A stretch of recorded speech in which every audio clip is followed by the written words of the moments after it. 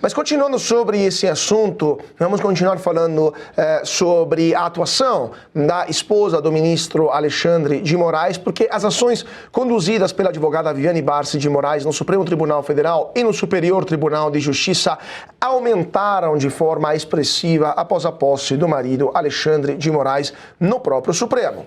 Um levantamento mostra que o número de processos passou de 27 para 152, cerca de 85% das ações nas cortes superiores foram autuadas depois da chegada de Moraes ao Supremo Tribunal Federal em 2017. No Supremo, 22 dos 31 processos em que Viviane atuou começaram após a posse do ministro. No Superior Tribunal de Justiça, esse número chega a 130 de um total de 148 ações. A advogada representa grandes empresas e grupos econômicos como Santos Brasil, Qualicorp, empresas do setor imobiliário e do agronegócio, além de pessoas físicas em ações civis e penais. Em alguns processos, ela atua ao lado dos filhos, que também integram o escritório da família, e a legislação não proíbe a atuação de familiares de ministros em processos no Supremo Tribunal Federal. No entanto, o magistrado fica impedido de julgar ações em que parentes atuem diretamente. Em 2023, o Supremo flexibilizou essa regra, permitindo o julgamento quando a outra banca formalmente responsável pela defesa. A atuação do escritório ganhou ainda mais visibilidade após a revelação de um contrato de 129 milhões de reais com o Banco Master, instituição que acabou liquidada em meio a suspeitas de fraude por parte do Banco Central do Brasil. O caso tramita no STF sob relatoria do ministro Dias Toffoli, que pôs um sigilo total no caso.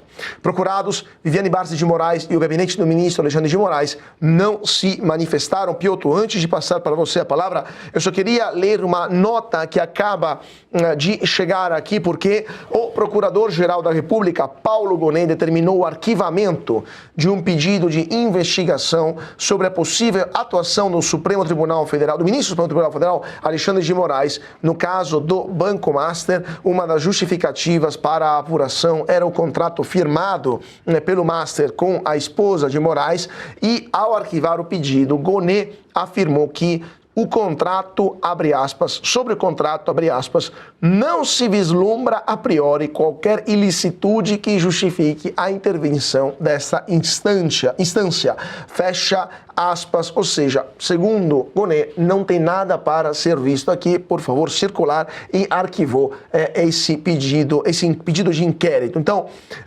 está tudo normal sob o sol de Brasília, Piotr? O Procurador-Geral da República é um engavetador nato, né, nestes casos, quando obviamente envolve ministros do Supremo. Ninguém está questionando, até porque o próprio Cauti leu há pouco aqui, esse entendimento vergonhoso, clamorosamente vergonhoso do Supremo, de que parentes podem atuar em causas desde que formalmente uma outra banca assuma a formalidade ali da atuação do Supremo Tribunal Federal.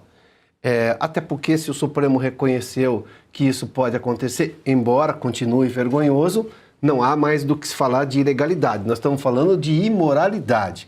Mas mais que isso, a investigação pedia o entendimento, ou seja, um avanço no entendimento de qual teria sido uma suposta participação do ministro Alexandre de Moraes em ter privilégios, ou informação privilegiada, ou pressão sobre, por exemplo, qualquer outro ministro, ou sobre o banco, ou o Banco Central especialmente, no caso Master. Nós estamos falando de moralidade, e aí sim, aqui também poderia haver uma ilicitude. O pedido da investigação não era sobre o escritório da Viviane Barsi, a mulher do ministro Alexandre de Moraes, atuar no caso. O Supremo já considera isso normal, legal, ou seja, ninguém mais está questionando, embora ainda haja questões de moralidade envolvidas. Mas nós estamos falando agora da atuação de um ministro do Supremo, das ligações que fez ao Banco Central, o que tratou, de que forma tratou, o que quis dizer. Até porque, levando-se em conta, o caso do Master está no escritório da mulher dele. Aliás, um contrato, né, vultuoso de 129 milhões, como a gente já trouxe aqui. Não vai receber tudo porque o Banco Master foi liquidado pelo Banco Central. E aí, o que disse o ministro Alexandre de Moraes? Por que não se deve investigar? Por que a priori, como diz ele, não se vislumbra a priori qualquer ilicitude que justifique a intervenção desta instância? Claro que existe, no mínimo, uma investigação, por muito menos, tem gente presa hoje, tem gente na cadeia, por entendimentos completamente, digamos, uma viagem, sabe-se lá, movida a quê, que criou a tese do golpe, que a PGR foi intensa, sem prova, sem nada, enfim.